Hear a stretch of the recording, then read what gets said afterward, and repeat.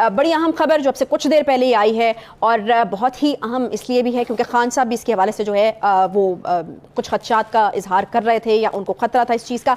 जितने सिविलियंस हैं उन पे आर्मी एक्ट और ऑफिशियल सीक्रेट एक्ट के तहत मुकदमा चलाया जाएगा। इसमें सिर्फ आम लोग शामिल नहीं हैं बल्कि तहरीक इंसाफ की लीडरशिप इंक्लूडिंग इमरान खान भी होंगे। अब इसके तहत ये जो आर्मी एक्ट के तहत जो ट्रायल होता है वो सीक्रेसी में होता है। शेख रशीद साहब की गिरफ्तारी के लिए पुलिस ने लाल हवेली में छापा मारा, लेकिन शेख साहब जो है वहां पे नहीं थे।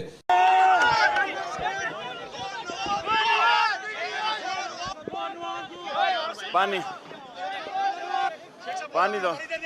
मौत मेरी महबूबा है, हथकड़ी मेरा जेवर है, जेल मेरा ससुराल है।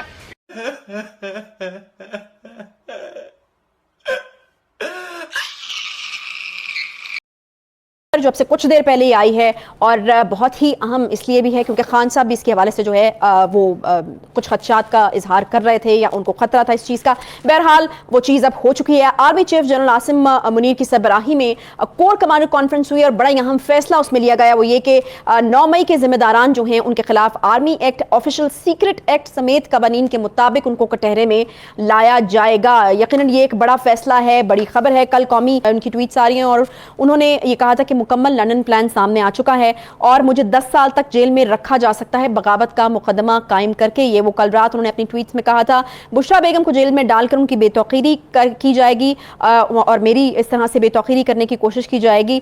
इसके अलावा उन्होंने तमाम शहरियों को पुरअमन एहतजाज के लिए तैयार रहने का भी कहा है, जिसके ऊपर हम देख रहे हैं कि रिएक्शन एक सामने आ रहा है। बुखारी साहब, मेरा ख्याल है सबसे पहले आगाज जो है सबसे बड़ी खबर, army chief general Asim Munir की सरबराही में एक बड़ा फैसला हम देख रहे हैं। आर्मी एक्ट लगाया जाएगा, ऑफिशियल सीक्रेट एक्ट लगाया जाएगा। बहुत सिंपल सवाल है, मतलब क्या है इस बात का? ये आपने कह तो दिया है कि बहुत सिंपल सवाल है, ये बहुत गंभीर, बहुत खौफनाक सवाल है।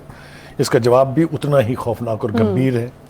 देखिए, ये पहली मरतबा होने जा रहा है मुल्क में कि एक सिविलियन हुकूमत के होते हुए कुछ लोगों को, जिन्होंने वो काम कर दिखाया जो पहले पाकिस्तान की तारीख में कभी नहीं हुआ, उनको डील करने के लिए एक ऐसा बड़ा फैसला किया गया है जिसके तहत उन्हें आर्मी एक्ट और ऑफिशियल सीक्रेट एक्ट के तहत ट्राई किया जाएगा। ये शायद लफ्ज़ों में इसकी गंभीरियत या इसकी खौफनाकी का बयान हम नहीं कर पाएंगे, लेकिन ये जो कुछ हुआ है इसकी थोड़ी सी बैकग्राउंड जल्दी से हम दे देते हैं अपने साथियों को और अपने नाज़रीन को भी।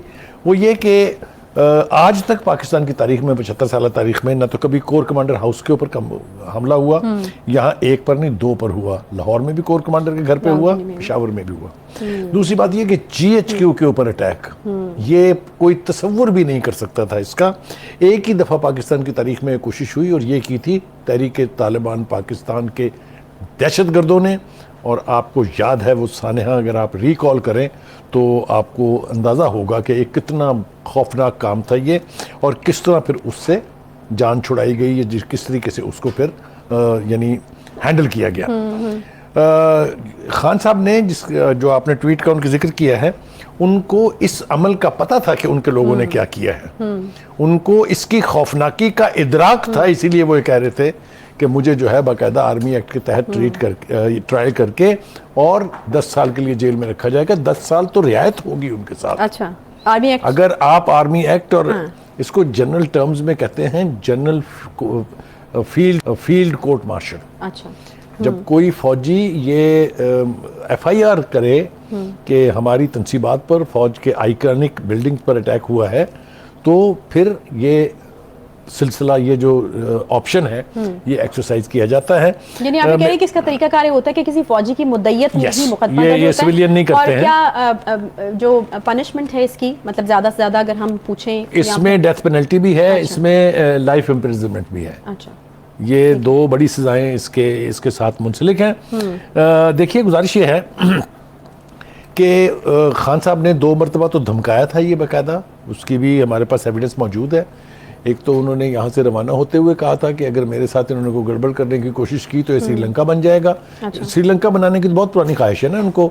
जब श्रीलंका का लफ्ज़ हम इस्तेमाल करते हैं तो उसके साथ मंजरनामा क्या सामने आता है कि फौजी तनसीबात पर कब्जा किया लोगों ने, फौजी तनसीबात को आग लगाई पार्लियामेंट की बिल्डिंग के ऊपर कब्जा हुआ, सुप्रीम कोर्ट की बिल्डिंग के ऊपर कब्जा हुआ। ये मंजरनामा वो बता रहे थे जो ह्यूमन आईज ने देखा टीवी स्क्रीन के ऊपर चलते हुए।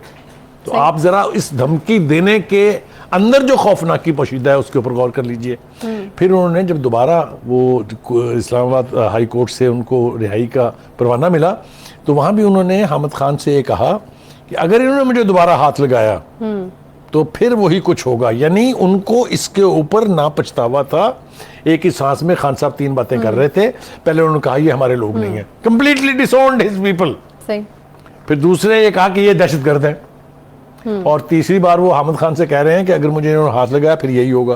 सही। आप जरा अंदाजा कीजिए कितना कंफ्यूज्ड माइंड है कि वो एक तरफ अपने ही लोगों को डिसोन कर रहे हैं जिन्होंने फौज की तंसीबात को आग लगाई, जिन्होंने क्या खिलवाड़ किया है कोर कमांडर हाउस में घुस के।